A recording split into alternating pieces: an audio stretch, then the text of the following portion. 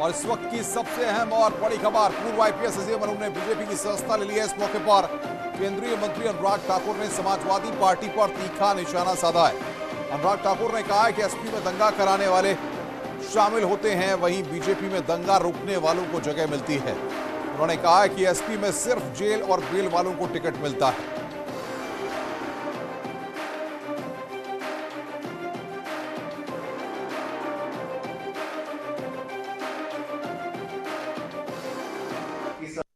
लेकिन असली सवाल ये खड़ा होता है कि समाजवादी पार्टी में वो जाते हैं जो दंगा करते हैं, भारतीय जनता पार्टी में वो शामिल होते हैं जो दंगइयों को पकड़ते हैं। सपा के समाजवाद का असली खेल या तो प्रत्याशी को जेल या फिर बेल। और आप नाहिद हसन को देखेंगे जो उनका प्रत्याशी नंबर 1 है समाजवादी पार्टी का, वो जेल में है। उनका दूसरा एमएलए अब्दुल आजम वो बेल पर है। एक जेल में, एक बेल पर। सूची देखेंगे तो शुरुआत जेल वाले से होती है और अंत इनकी सूची का होगा तो बेल वाले पर होगा। ये जेल बेल का खेल, ये समाजवादी पार्टी का असली खेल। आज समाज के सामने, उत्तर प्रदेश के सामने स्पष्ट हुआ है कि भारतीय जनता पार्टी में साफ ईमानदार छवि के अधिकारी आ रहे हैं और समाजवादी पार्टी में दंगा करने वाले दंगई, कईयों के खून से रंगे हुए हाथ वैसे जा रहे हैं।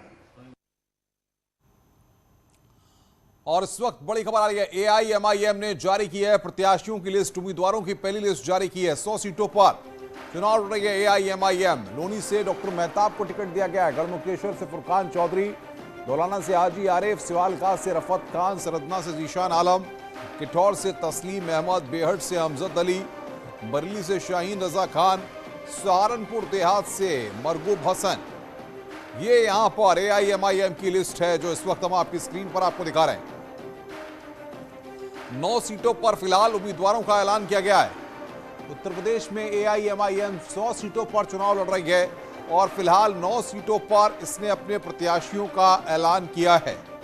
मोहम्मद शबाब बातचीत करने के लिए फोन लाइन पर। शबाब, 9 सीटों पर एआईएमआईएम ने अपने उम्मीदवारों का ऐलान किया और सबके सब सारे मुस्लिम कैंडिडेट मैदान में उतारे गए हैं। बिल्कुल, देखिए, एआईएमआईएम जो है वो मुसलमानों की ही सियासत करती है, चाहे वो तेलंगाना, आंध्र प्रदेश या फिर उत्तर प्रदेश। असदुद्दीन ओवैसी मुसलमानों के रहनुमा बनने की कोशिश में हैं उत्तर प्रदेश में, और इसी कड़ी में चूंकि उन्होंने 100 सीटों पर चुनाव लड़ने का ऐलान किया था, जब इनका संकल्प भागीदारी मोर्चा बना था, तभी इन्होंने इस बात को कहा था कि वो सभी सीटों पर नहीं बल्कि 100 सीटों पर चुनाव लड़ेंगे। आज उसी कड़ी में पहली लिस्ट इनकी तरफ से जारी की गई है। 9 सीटों पर इन्होंने प्रत्याशियों का ऐलान कर दिया है और इन सभी सीटों पर मुसलमान कैंडिडेट को ही मौका दिया गया है। सीधे तौर पर ओवैसी लगातार कोशिशों में है, उनकी तरफ से भी ये बात करने की कोशिश की गई कि समाजवादी पार्टी से उनका भी गठबंधन हो जाए, लेकिन अखिलेश यादव की तरफ से कोई भी हरी झंडी नहीं मिली उन्हें उनके गठबंधन में शामिल करने की। लिहाजा आखिरकार ओवैसी ने अपने कैंडिडेटों को टिकट देना शुरू किया है।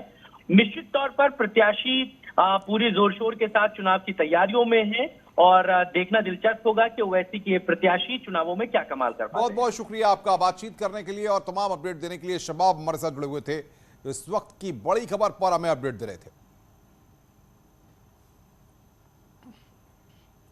तो उत्तर प्रदेश में 100 सीटों पर एआईएमआईएम चुनाव लड़ रही है।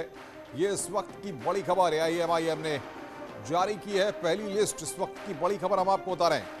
लोनी से डॉक्टर मेहताब को टिकट दिया गया है। गढ़मुक्तेश्वर से फुरकान चौधरी को टिकट दिया गया है। दौलाना से हाजी आरिफ को टिकट दिया गया है।